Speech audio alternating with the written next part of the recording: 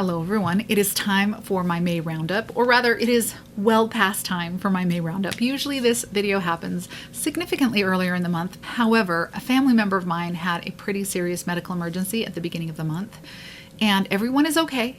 Everyone is okay, but it's been a lot. So to be perfectly honest, just filming this feels a little bit like a fluke, and I don't even know if I'm going to be able to edit it. So if you see it, hooray, it all worked out. Otherwise, we're just gonna try again next month. It is what it is. During my roundup videos, I like to share with you all of the empties that I accumulated over the previous month, along with all of the products that entered my collection during that time. And I actually only have a couple of empties to share with you today. My first empty for the month of May was this Levito Nurturing Hand Cream, not this actual tube.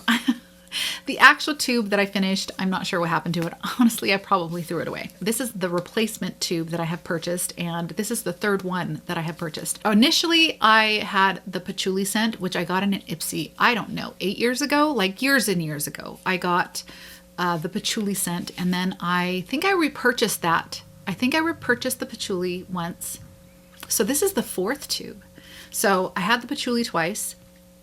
And then I tried the lavender last time, and that is the tube that I just recently finished last month. And then this is the musk and coconut. And I love this hand cream. I mean, obviously this is my fourth tube. I love this hand cream because it is very, very nourishing and hydrating, but it doesn't leave any kind of weird film on the palms of my hands, which is just, it's the thing that I just can't stand. I cannot abide that feeling on the palms of my hands that I get with pretty much every other hand cream I have ever tried. I just cannot stand it. It makes me feel like I need to go wash my hands, which obviously is then going to defeat the purpose of putting on the hand cream in the first place. But this one just sinks right in, and I'm not left with that kind of grimy feeling on the palms of my hands. I really love it. But in any case, yeah, I finished an entire tube of my favorite hand cream, and I have already purchased a new one. My second empty for the month was this little spray bottle of my Four Belly Lash Primer. Usually I will take a spoolie and I'll spray this lash primer on the spoolie, and I will run it through my eyelashes before I apply my little clusters under the lashes here. And what it does is it just removes any dust, any oil, any remnants of makeup, anything that wasn't thoroughly cleaned before, and gives you a nice surface for the glue to grip. So it can really enhance the longevity of your lash clusters. I prefer the spray method over a dropper. I have used the kind in a bottle before. Don't care for those because I always just get too much product. I know that I'm losing a lot of product in the air when I spray this onto my spoolie, but that's better than having it drip down my hand. You know what I'm saying? So this is a good one. I really like it. I have not yet repurchased it because I do have one of those awful squeezy tube primers that I'm determined to finish up before I purchase a new one. But that one is my favorite. So that's kind of it. Those are my two empties for the month of May. I'm hoping I have a few other products that are just on the verge of being done. Hopefully I'll have a little bit more to talk about next month when it comes to empties. So let's talk about what came into my collection. I can get out my little book here. I did pick up, like, I know you all were expecting it, but yes, I did pick up some lip products. During the month of May, listen, I couldn't help myself. I'm on a mission. It's like Pokemon. I'm collecting them all. All right, what did I get here? Wet n Wild. Where's my Wet n Wild? I think that's still in my purse. Dare I go upstairs and get my purse? My baby might spot me and throw a fit. Should we chance it? Okay, I'm gonna chance it just so I can show you this lipstick. Wish me luck.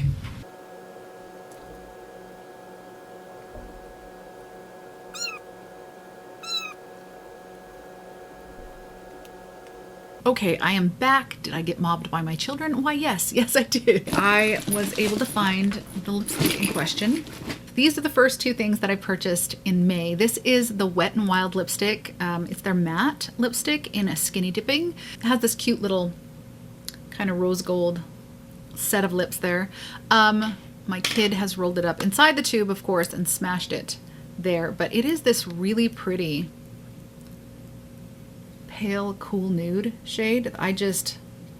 I have been really enjoying this, hence why it was in my purse. This is pretty long wearing. I think if there is a weakness to this lipstick, it is that the formula can be a little bit drying. It doesn't have a lot of nourishing ingredients in it, and I can kind of feel that. So what I do is I just apply this over a little bit of a lip balm, and that completely solves the problem for me. But I enjoy the cool pinky nude of this shade so much. It's worth the effort, and it's definitely worth the, I don't know, $3 that I paid for it or something like that. Really, really nice lipstick. I also picked up a Vivienne Sabo liner. I saw someone else here on YouTube, I think it was on YouTube, I can't remember. Someone was recommending the Vivienne Sabo liners as good cool liners, and as you know, I have to collect them all, so I picked it up. I don't remember the actual name of this liner, but it is in 07 is the number. I will put the name up on the screen here, but that's the color right there. Really, really pretty, kind of grayish pinky nude. Really liking this one as well. Do I need another cool lip liner? No, listen, if you have seen my lip liner declutter, we sailed so far past need so long ago. It's no longer about need. It has now become an obsession is what it is at this point. But really liking this one. I also picked up another liner. This is the NYX OG Brew liner, and I heard someone online complaining that this was too purple.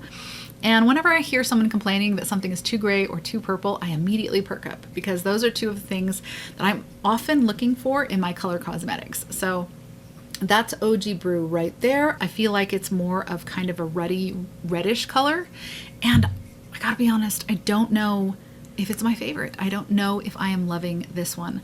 I'm gonna play with it a little bit longer, but of all of the lip liners that I have picked up recently, it's one that I haven't immediately loved. I haven't really found a way that I'm like, ooh, that looks so nice. I have not had that moment with this liner yet, and I don't know, maybe I won't, and it might need to leave my collection. But I'm gonna play around with it a little bit more and see if I can find the right combo for this lip liner, because sometimes that's what it takes. You just need to find the exact right combo for a product. So I will keep working on that one. I also picked up this gloss from Romand. This is their Glasting Color Gloss in the shade Cream Haze. This is just a really soft, kind of milky pink gloss. That's it right there. I kind of picked it up on a whim. I was ordering some things off of Amazon for my 7-year-old's birthday, and I just tossed this in the basket last moment, and I picked it up, and it is a really nice gloss. I mean, I'm wearing less lip gloss right now than I have in previous years, but I have been keeping this in my purse since I rolled it into my deck of panning, and I have been really enjoying it. It is a really nice gloss, and I think this particular color is really pretty, especially with the looks that I have been going for lately. Back in February, just kind of an impulse purchase, I decided to upgrade my Ipsy to the Ultimate Box, which is a box that ships every quarter. So instead of getting my regular box in May, I got the Ultimate Box. So some of the rest of these products are products that I received in that box, and some of them were things that I purchased as add-ons to that box, because I have gotten quite a few really nice things as add-ons in the Ipsy, stuff that isn't necessarily then available in the Ipsy shop. And so the add-ons part of the whole thing has actually kind of become my favorite part of the whole Ipsy situation. So the add-ons that I picked up this time, I left one of them upstairs. Listen, we're just going to talk about it because I don't want to go back upstairs. I have already been up those stairs like 50,000 times to grab things that I have forgotten. This is just it's a bridge too far, okay? That is one of the drawbacks of filming in a room where I'm not keeping my makeup. There's a lot of running up and down those stairs. All right, so we will shelve that for a second. I added on the Fenty Beauty Stick Foundation. This is in the shade 11. I already have this in the shade 6. And that is more of a winter shade for me. So I picked up the shade 11 because it has a pretty good undertone for me. And I was hoping this would be a good mixing shade in the summertime. So I really do like the Fenty Stick Foundation. It is not the most long wearing thing on me. However, I feel like it's one of those really good creams. I feel like a bad cream can look really heavy on your face, but a good cream can absolutely disappear and look completely traceless in a way that I don't think liquid or powder foundations really can. And the Fenty Ease Drop stick is one of the good ones. A thin layer of this all over the face is completely invisible. I mean, it sinks right in, and I just look like I have better skin than I actually do. So I added that on. I told you guys about how I had kind of accidentally picked up this Anastasia Brow Freeze Wax. The picture on the Ipsy site, this was back in April, the picture on the Ipsy site showed their Brow Freeze gel, the one in the tube with the brush. And when it arrived, it was not in the tube with the brush. It was this little pot of wax. So I wasn't sure if I was going to like it or not. So I actually busted it out and I tried it, and I really, really did like it. So I wanted to pick up the tool that Anastasia sells for use with this, that has kind of the flat spatula on one end and the spoolie on the other. And that was available on the Ipsy shop as well, but it was only available in combination with another one of these. With the spatula, the bundle of the two of them was about $12. And since I liked the product anyway, I decided to go ahead and get a second one. This means I have... Ipsy honestly is my favorite place to pick up brow products. There are something I definitely go through, although I don't know if I'm ever going to get through this amount of brow styling wax.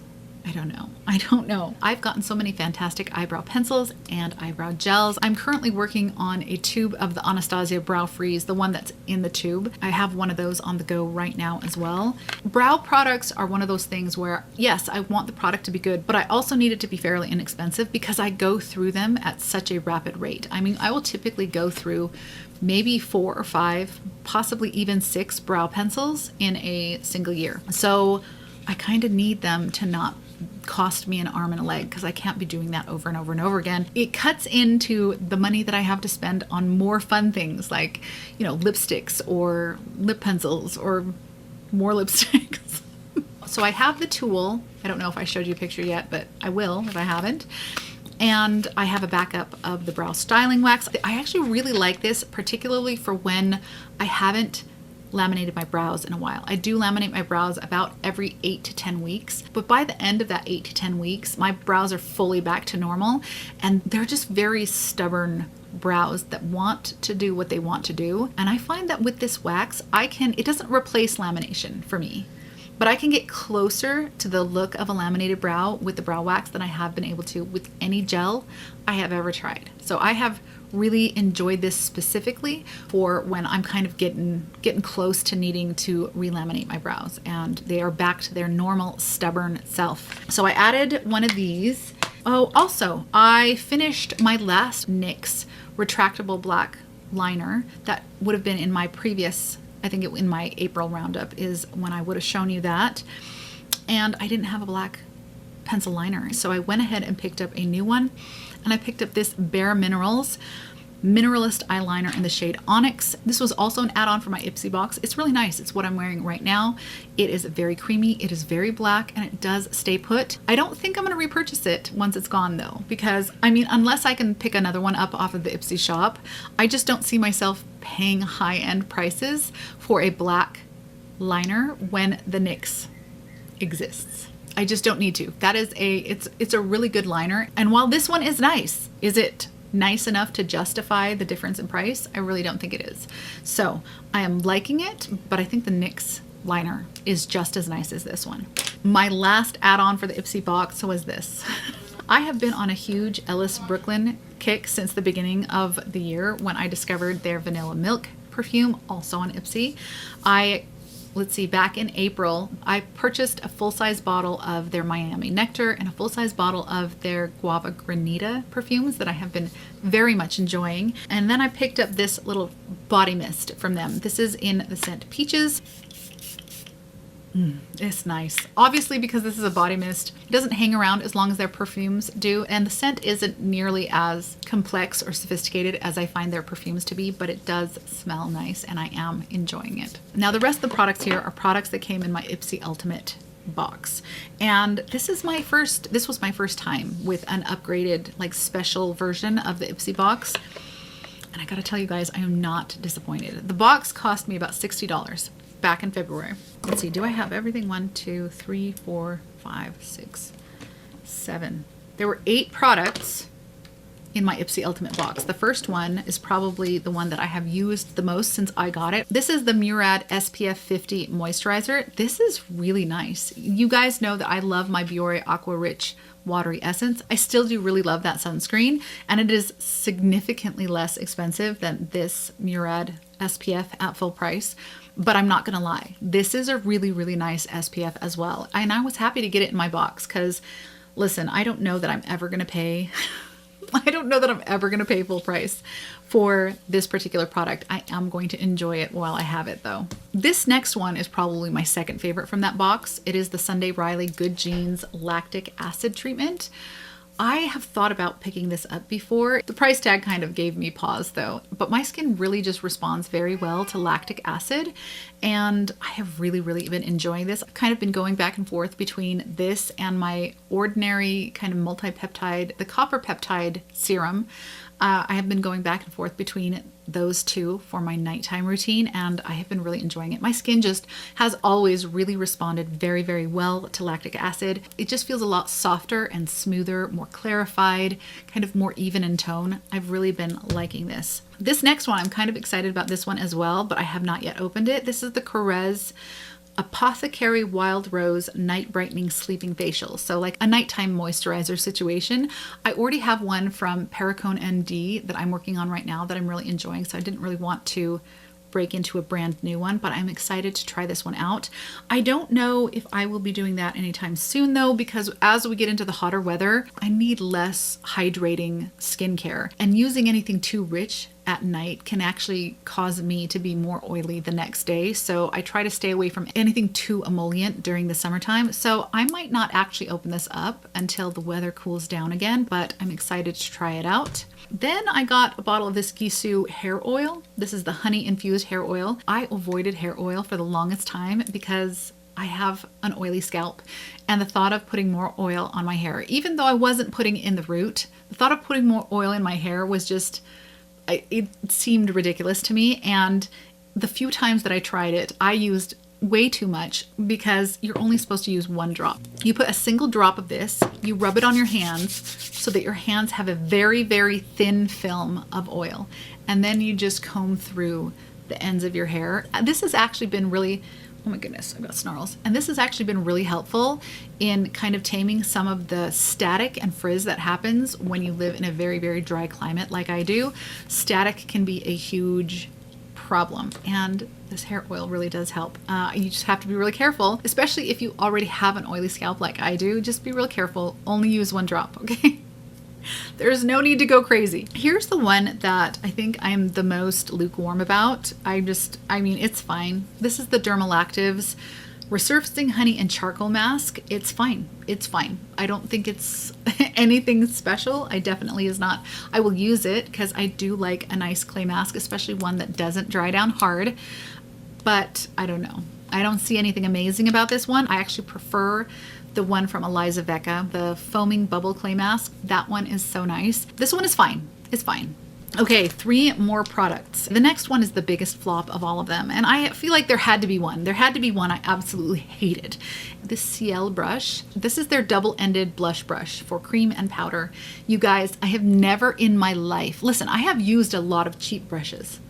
A lot of very cheap brushes, especially for face brushes. I have gotten to the point where I do spend a little bit more money on my eyeshadow brushes now. I'm very much a fan of the Refer eyeshadow brushes, and I did drop a good chunk of money on those brushes. For face brushes though, I don't really feel like really expensive brushes make a huge difference in the application of the makeup. So I have owned a lot of very cheap brushes in my time, and some of them have been very uncomfortable to use, very pokey and stabby and just not soft on the skin the way they need to be when you're going to be rubbing it on your face. And this one is the worst. It is the worst of all of them. I don't know how much the Ciel brush retails for, but whatever it is too much. Ciel should be paying me to use this brush. That is how uncomfortable and stabby and rough and awful this brush is. I used it once. I used it a second time just to make sure I wasn't overreacting. I wasn't. It was awful, and that was it. That was enough for me. I can't even give this away because I don't know anybody that I dislike enough that I'd be like, here, stab your face with this stupid brush. No, this is the worst makeup brush. Listen, I have seen other people using this brush on social media. I don't know how they're doing it, because this thing is, especially this side. This side, you could get away with this. It still pokes a little bit, but this side, that is just, it's torture. It's like I went upstairs and got the broom that I sweep my kitchen floor with, and I'm trying to apply makeup with just ridiculous. The worst brush I have ever tried in my life. Look at this. This is one from the brand Mange. Okay, that is an unfortunate name, but they actually make some really nice brushes. So it's double-ended. It's not quite the same, but it's the same general idea. It's got a tapered side and then it's got a more buffing side. This one is rounder and this one has more of a slant. This one is so soft and lovely on the skin. I think this was like, I don't know, $4 for this brush. You can get Mange off of Amazon. They sell sets. Every brush of theirs that I've ever used, I have been very happy with. This is garbage. This is garbage. Pick up the Mange instead.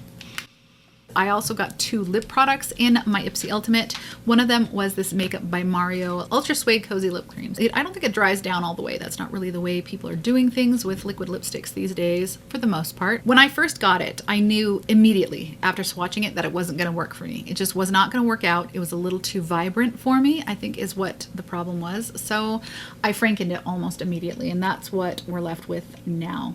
I really like the shade it is now. It was just a little bit too bright and it looked a little garish on me when it first arrived. I added some blue mixer into it, some of my AOA Studios blue mixer, the kind that I would normally mix into a foundation. I mixed into this liquid lipstick and now I think it's beautiful. Straight out of the box, it's really hard. It's hard. Honestly, it's really hard for me to enjoy a lip product from any of these like subscription box situations just because my needs for lipsticks are so specific. I really need it to be cool. I would say neutral, but it has to be something that is neutral on a cool tone person, not something that's neutral on a warm toned person, because a lot of shades that are neutral on warm toned or neutral toned people will look orange on me. But I also need it to have a fair amount of gray in order for it to not look just clownish on my skin, because I do have a fair amount of gray in my skin. So things that are too vibrant can just look a little, you know? They don't look right on my skin tone. So after doctoring this one a little bit, I am quite happy with it. The last product that I got was this YSL, let's see, the Love Shine Candy Glaze. I have heard people talking about these for, I don't know, a zillion years now, but I was not gonna spend $40 on a lip product. That was not gonna happen.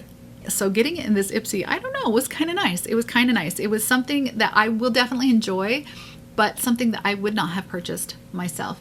This is it right here. Just looking at the color, it's probably not the shade that I would have chosen for myself if I was purchasing one of these, but I find this is sheer enough that I don't mind the fact that it is a little warm and it is a little vibrant. A formula that's a little sheer, I feel like is just a little more forgiving than one that's more opaque, especially if I'm layering it over something else that really does work on my skin tone. So far I am enjoying this, and it is nice to be able to finally own one of these after listening to people wax rapturous about these for so long. But I gotta be real honest, guys, I don't know that I get the hype. I mean, it's nice. It's nice. Is it $40 nice? I don't think so. I gotta be real honest.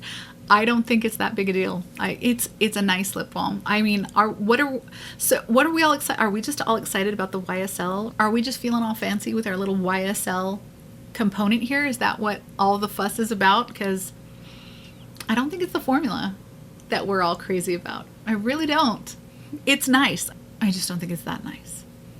That is everything that came in my Ipsy Ultimate, and I just have one more product to share with you guys, and this is it's probably the one I'm the most excited about. So a little background. In my April Deck of Panning update, I pulled my Luster Charm eyeshadow palette from Alter Ego, which is a dupe for the Pat McGrath Divine Rose Mothership palette, which is a mothership I don't own. I have thought about it for years and years, really love the look of that color story, but I never purchased it. I did, however, pick up the dupe, and I really enjoyed that palette. I love the color story. I feel like Alter Ego has some really nice formulas, and they did a really good job kind of trying to mimic some of the variety of textures that Pat McGrath usually has in her motherships. And that was enough for me for a while. I feel like that was kind of my excuse why I had not yet picked up the Divine Rose. However, I feel like sometimes having a dupe will satisfy your need for the original product, and sometimes it will just convince you why you need the original product. And I feel like that was kind of the situation for me with the Luster Charm palette. After having it rolled into my Deck of Panning and playing around with it quite a bit, I realized I really would love to have this palette in Pat McGrath's formulas. Now, the other roadblock I had, however, was that I am one of those Pat McGrath fans who really, really loved her original special shade formula that she is no longer putting in her eyeshadow palettes. Not only do her new eyeshadow palettes not have them, but she has gone back and retroactively updated her old Mothership palettes to remove those special shade formulas. So any new Divine Rose palette that I picked up would not have those original special shade formulas in them. And I really do love them. I mean, the ones that she has in now, they're nice, but I don't feel that they are as special and unique as the ones that she had in there originally. So that was another kind of barrier for me to picking up a Divine Rose palette. So after playing around with the Luster Charm palette and realizing, wow, I really do still want the Divine Rose palette and I wish I had that in my collection, I found someone who was willing to sell me hers. So this is a pretty lightly used Divine Rose Mothership from before Pat McGrath updated her special shades. This is super messy right now because that's just what happens when you sanitize a palette that has been previously used. This is the formula I'm talking about in particular. It's this really dry, flaky texture. It has, I don't know, I feel like it doesn't come across particularly well on screen, but it has this beautiful, I don't know, scattered light effect. Videos do it no justice, I swear. I'm looking in the viewfinder trying to show you what's so special about it, and it doesn't look special. It does not look special, and I would say go swatch it to see for yourself, but she doesn't have them in the palettes anymore. Anyway, I really do enjoy these.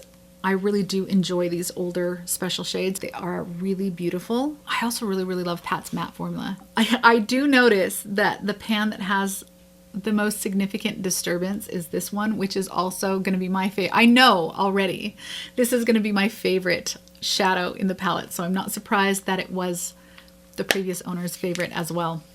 Anyway, I am super excited to finally have this in my possession. It is a palette that I have thought about for years, for literal years. I have thought about picking this up and kind of deliberated about it and thought, well, no, you have that dupe. There's no reason to pick up, you know, a whole Mothership, because a Mothership, even picking this one up secondhand, it's a fair amount of money. But you guys, I just love it so much. I love it so much. I feel like this has been the year for me where everything on my wish list has dropped into my lap.